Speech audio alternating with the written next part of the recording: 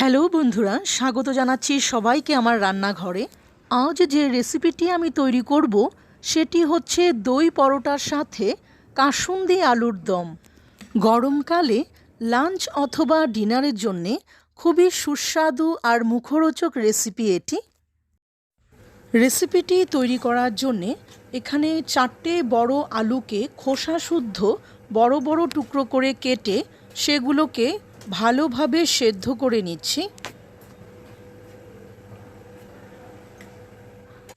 1 ছোট চামচ পরিমাণ নুন এতে দিয়ে দিলাম।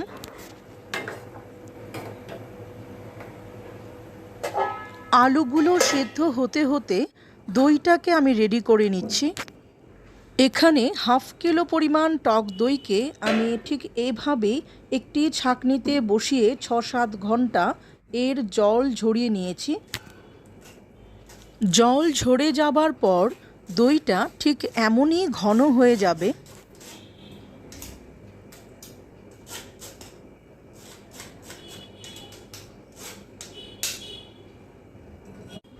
দইয়ের সাথে মিশিয়ে দিচ্ছি স্বাদ মতো নুন, ছোট 1 চামচ লঙ্কা গুঁড়ো, 1 টেবিল স্পুন পরিমাণ চিনি, কিছুটা ধনেপাতা কুচি,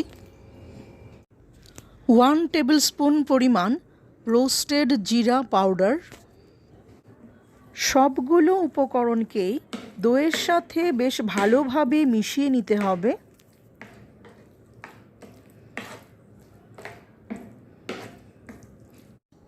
পরোটার ডোটি তৈরি করার জন্যে 1 কাপ পরিমাণ ময়দা আর 1 কাপ পরিমাণ নিয়ে নিলাম আটা। আটা ময়দা দুটো মিশিয়ে করলে পরোটাটা বেশ ভালো হয়। 1 টিস্পুন পরিমাণ নুন ছড়িয়ে দিলাম, উপরে ছড়িয়ে দিলাম 1 টেবিল স্পুন পরিমাণ চিনি আর 1 টেবিল স্পুন পরিমাণ দিয়ে দিলাম রিফাইন অয়েল। এবার বেশ ভালোভাবে সবগুলোকে আমি মিশিয়ে নেব। চাইলে শুধু আটা অথবা শুধু ময়দাও ব্যবহার করা যেতে পারে। এবার এর সাথে আমি যে দইয়ের মিশ্রণটি তৈরি করেছিলাম সেটিকে মিশিয়ে দিচ্ছি। প্রয়োজন হলে কিছুটা জল ব্যবহার করা যেতে পারে। বেশ ভালোভাবে মেখে একটি ডো তৈরি করছি। এইভাবে ডো তৈরি করলে দই পরোটার ডোটি খুব ইজিলি তৈরি হয়ে যায়। দই পরোটার ডোটিকে 15 মিনিটসের জন্যে আমি ঠিক এভাবেই ঢেকে রেখে দেব। এদিকে যে আলুগুলোকে আমি সেদ্ধ বসিয়েছিলাম সেগুলো বেশ ভালোভাবেই সেদ্ধ হয়ে গেছে। জল ঝরিয়ে নিয়ে একটি পাত্রে তুলে নিচ্ছি।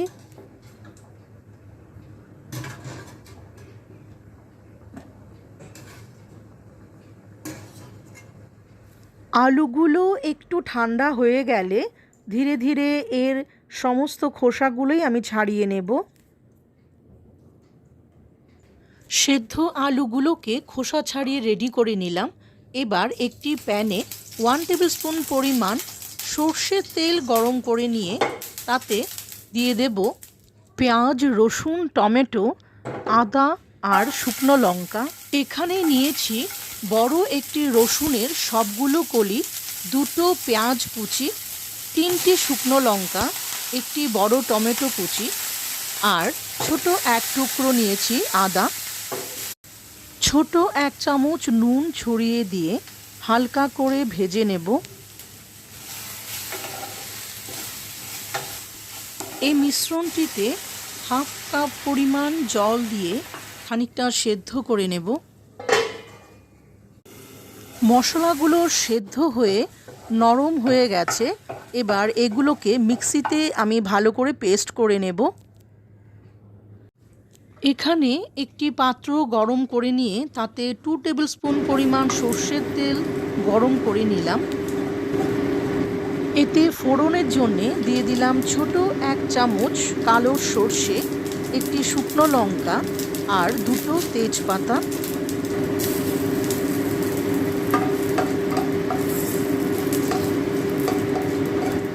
হালকা করে নেড়ে চেড়ে নিয়ে মশলাগুলোকে তাতে মিশিয়ে দেব সেদ্ধ করা আলুগুলোকে।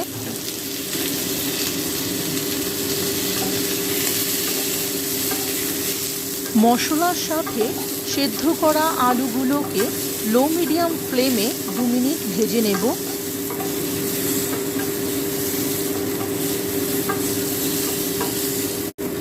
ছোট 1 চামচ নুন ছড়িয়ে দিলাম।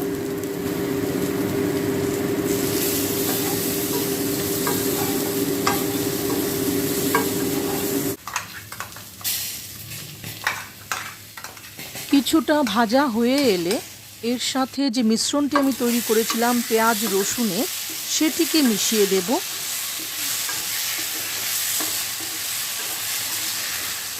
যে পাত্রে এই পেস্টটি আমি তৈরি করেছিলাম তাতেই 1 কাপ পরিমাণ জল দিয়ে ঢেলে দিলাম।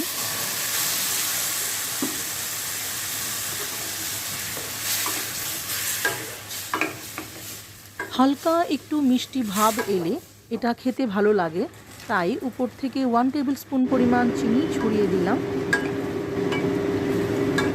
আবারও এভাবেই নেড়ে চেড়ে নিয়ে লো মিডিয়াম ফ্লেমে 2 থেকে 4 মিনিট রান্না করে নেব। জলটা শুকিয়ে গিয়ে মশলাগুলো আলুর গায়ে গায়ে যখন লেগে আসবে তখন তাতে মিশিয়ে দেব 2 টেবিল স্পুন পরিমাণ কাসুন্দি। চাইলে এর পরিমাণ কম বেশি করা যেতে পারে।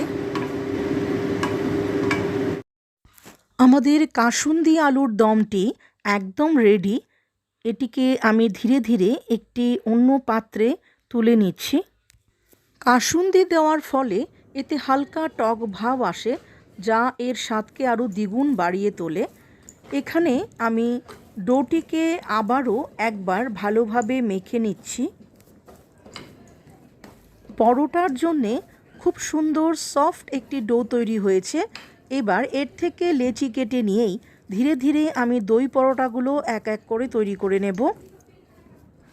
লেচিগুলোকে আমি একটু বড় আকৃতিরই কেটে নিয়েছি। এবার ধীরে ধীরে সেগুলোকে পরোটার শেপ দিয়ে নিচ্ছি বেলে বেলে।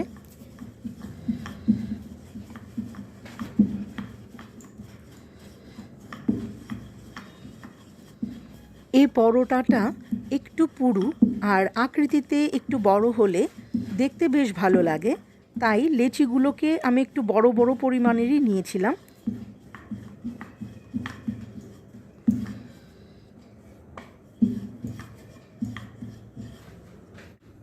একটি তাওয়া এখানে গরম বসিয়ে রেখেছি, তাতে একটি একটি করে পরোটা আমি ভেজে নেব। প্রথমে শুকনো তাওয়াতেই 2 পিঠ ভালোভাবে সেঁকে নিচ্ছি। ভালোভাবে সেঁকা হয়ে গেলে চারিদিক থেকে অল্প পরিমাণ তেল ছড়িয়ে দেব। এতে পরোটায় কোনো কাঁচা ভাব থাকে না, বেশ মজাদার হয় খেতে।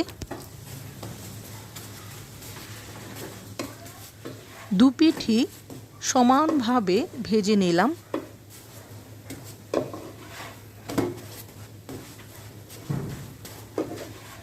বন্ধুরা, আমাদের দই পরোটাটি রেডি হয়ে গেছে। এভাবেই এক এক করে সবগুলো পরোটাকে আমি ভেজে নিয়েছি। কাসুন্দি আলুর দমের সাথে দই পরোটার এই রেসিপিটি ভালো লেগে থাকলে বন্ধুরা এই গরমে বাড়িতে তৈরি করে এর স্বাদ উপভোগ করুন প্রিয়জনদের সাথে। আমি আবারও ফিরবো আরও নতুন একটি রেসিপি।